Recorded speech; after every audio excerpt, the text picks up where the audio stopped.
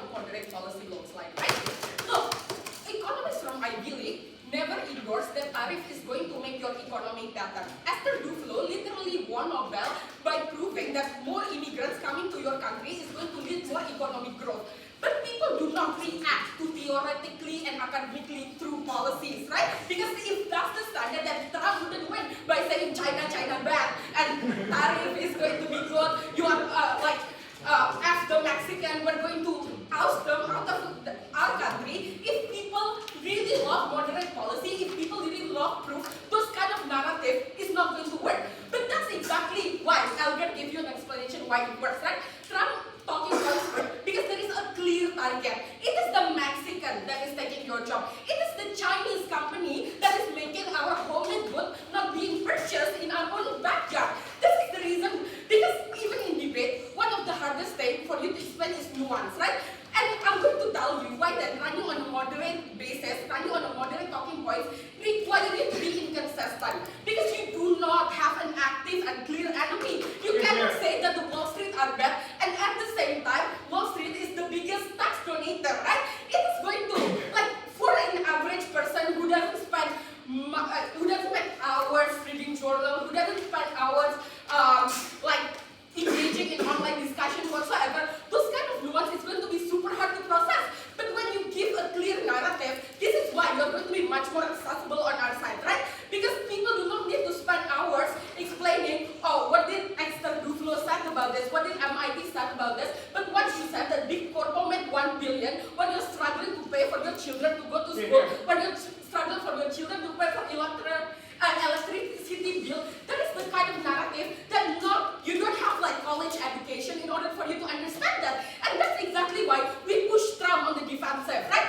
In of itself, I think that's already beneficial on our side because we cut down the wiggle room for Republicans, right? They are pushed to be even more on the defensive. They are pushed to create an even more enemy because right now they have to explain why corporation is so worthy to be protected over people who are struggling, over people who are in poverty. And this is the reason why it's going to be like, no matter what is the candidate that you're going to create, at least you cut down the talking points that can exist for Republican, right? You push them to minimize their voting base because they have to antagonize their voting base, right? They cannot say that the people are worthy to be protected because you create as much contribution as Jeff Bezos, you create as much contribution in monetary value as much as Zuckerberg, for example. So that's why, because notice that a lot of Trump talking point is talking about how America is great, American companies is the biggest contributor. They run on a meritocracy basis, right? Oh, these people deserve to be on top because they work so hard for their American dreams. And we push them to be even more consistent, to be even more evil with this narrative because we push them to alienate the rest of the people. People in the Rust Belt, for example, the working class white people, for example, who doesn't generate as much tax, as much revenue as Zuckerberg, those are the people that is likely going to feel more lessened on our side because they're if you listen to their talking point is that people want to feel listened. Exactly, you're going to be listened on our side when we tell you that Trump is actually not protecting you by giving tax break. You deny your children of the school subsidy that you are supposed to have. You deny yourself of the loan relief that you are supposed to have. So on our side, I think it's going to be much easier for you to run your campaign, right? You don't need that much money because by in itself, your talking point is so simple. Big corporation evil, you're good, I'm choosing you, right? So those kind of things, it doesn't need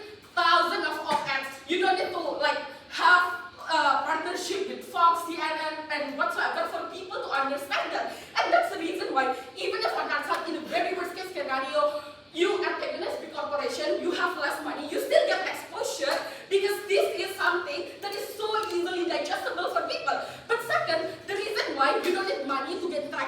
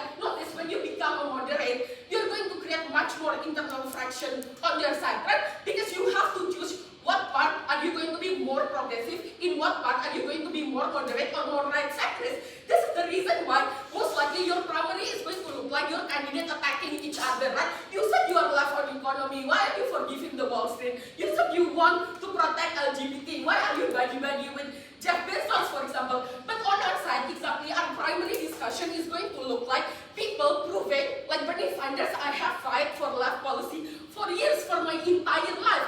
The debate is going to be a discussion of how long they have contributed in society. This is another point on genuinity matters, because right now, people, our candidates get more airtime to explain that they have dedicated their entire life for this particular policy. This is the same reason why Trump win, right?